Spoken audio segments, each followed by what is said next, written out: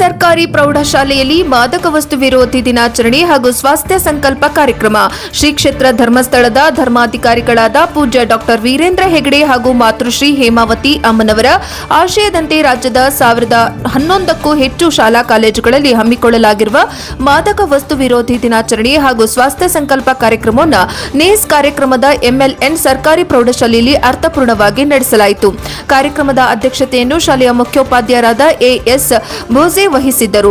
ಮುಖ್ಯ ಅತಿಥಿಗಳಾಗಿ ಆಗಮಿಸಿದ್ದ ಜಿಲ್ಲಾ ಜನಜಾಗೃತಿ ವೇದಿಕೆಯ ಸದಸ್ಯ ದಿವಾಕರ್ ಬಡಿಗೇರ ಅವರು ಮಾತನಾಡಿ, ವಿದ್ಯಾರ್ಥಿಗಳು ತಮ್ಮ ಉಜ್ವಲ ಭವಿಷ್ಯಕ್ಕಾಗಿ ಮಾದಕ ವ್ಯಸನ ಸೇರಿದಂತೆ ಎಲ್ಲಾ ರೀತಿಯ ದುಶ್ಚಟಗಳಿಂದ ದೂರವಿರಬೇಕು, ಆರೋಗ್ಯಕರ ಜೀವನ ಶೈಲಿಯನ್ನು ಅಳವಡಿಸಿಕೊಂಡು ಉತ್ತಮ ನಾಗರಿಕರಾಗಬೇಕು ಎಂದು ಕಿವಿಮಾತು ಹೇಳಿದರು. ಕಾರ್ಯಕ್ರಮದಲ್ಲಿ ವಲಯ ಮೇಲ್ವಿಚಾರಕರಾದ ಅರಿಹಂತ, ತಾಲೂಕು ನೋಡಲ್ ಅಧಿಕಾರಿ ಆನಂದ್, ಸೇವಾದಾರ ಅಂಕುಶ್, ಸೇವಾ ಪ್ರತಿನಿಧಿ ಗಂಗೋತ್ರಿ, ಶಾಲೆಯ ಶಿಕ್ಷಕರುದ್ದ ಹಾಗೂ ವಿದ್ಯಾರ್ಥಿಗಳು ಭಾಗವಹಿಸಿ ಮಾದಕ ವ್ಯಸನದ ದುಷ್ಪರಿಣಾಮಗಳ ಕುರಿತು ಮಾಹಿತಿ ಪಡೆದು ಆರೋಗ್ಯಕರ ಸಮಾಜ ನಿರ್ಮಾಣಕ್ಕೆ ಸಂಕಲ್ಪ ಕೈಗೊಂಡರು. ವರದಿ ಕೃಷ್ಣ ಅರಗಿ, NKS TV4, ನಿಪಾಣಿ.